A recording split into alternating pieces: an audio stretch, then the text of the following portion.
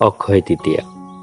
এই দিনটির কথা আমরা অনেকেই শুনেছি, কিন্তু এই দিনটির আসল ব্যাখ্যা, কোথা থেকে এর শুরু এবং কি কোথা থেকে এই দিনটি আমাদের মাঝে আসলো, সেটা অনেকেই জানি না। অথবা এই অক্ষয় তৃতীয়াতে আমাদের কি কি করণীয়, সেটিও আমরা জানি না। আজকে আমরা সেই অক্ষয় তৃতীয়া নিয়েই আলোচনা করব। অক্ষয় তৃতীয়া কি, অথবা অক্ষয় শব্দটির অর্থই বা কি? অক্ষয় শব্দটির অর্থ হচ্ছে যার ক্ষয় বা বিকার নেই। কিন্তু অক্ষয় তৃতীয়া ব্যাপারটি কি? তৃতীয়া কিনা অক্ষয় কে? প্রতি বছরের বৈশাখ মাসের শুক্লপক্ষের তৃতীয়া তিথিটিকে বলা হয় অক্ষয় তৃতীয়া। এই তিথিকে অক্ষয় তিথ বা পরশুরাম তিথিও বলা হয়ে থাকে, অথবা পরশুরাম জয়ন্তীও বলা হয়ে থাকে। এটি একটি বছরের মাহাত্ম্যপূর্ণ দিন। আবার এই দিন যদি হয় সোমবার আর রোহিণী নক্ষত্র মহাসীন, তবে তো কথাই নেই, দিনটি হয়ে ওঠে আরো গুরুত্বপূর্ণ। বৈশাখ মাসের এই বিশেষ দিনে দেখা গেছে নানাবিধ মহসী কর্মের সূচনার পরস্পরা। আমাদের ইতিহাস থেকে বোঝা যায় এই দিনের বিভিন্ন মহসী, বিভিন্ন গুরুত্বপূর্ণ দেবদেবী আমাদের মাঝে আবির্ভাব হয়েছেন। অক্ষয় তৃতীয়ার আখ্যা যদি আমরা ব্যাখ্যা দিতে যাই, অথবা এই দিনের যদি কোনো যে বিশেষ কারণগুলো আমরা আলোচনা করি, তাহলে কিছু উদাহরণ দিতেই হয়।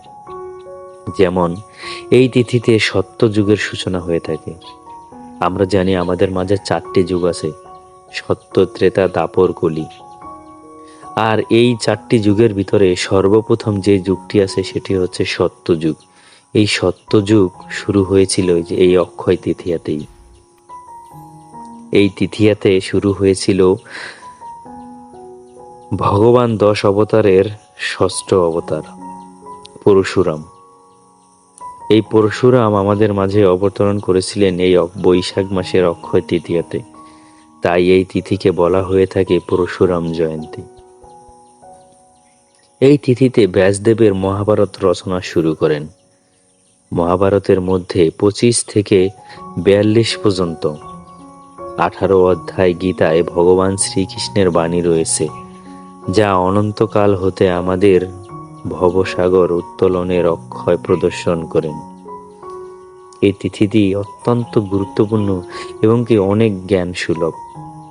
যদি এই তিথিটি আমরা সঠিকভাবে পালন করতে পারি, তাহলে ভগবানের পুণ্য লাভ করা যেতে পারে। যদি এই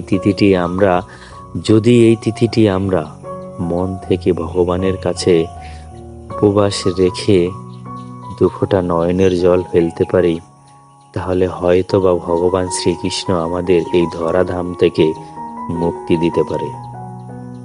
যদি এই তিথিটি আমরা উপবাস করে ভগবানের কাছে ক্ষমা নিবেদন করি, তাহলে হয়তো বা ভগবান আমাদের ক্ষমা করতে পারে। তাই এই দিনটি আমরা অত্যন্ত গুরুত্বের সাথে পালন করে ভগবানের কাছে ক্ষমা চেয়ে আমরা এই দিনটি নিবেদন করতে পারি। তাই যদি এই ভিডিওটি ভালো লেগে থাকে, তাহলে অন্য সনাতনীর মাঝে ছড়িয়ে দিন, যাতে আমাদের এই সনাতন ধর্মটি দিনে দিনে প্রচার হতে থাকে। হরে কৃষ্ণ।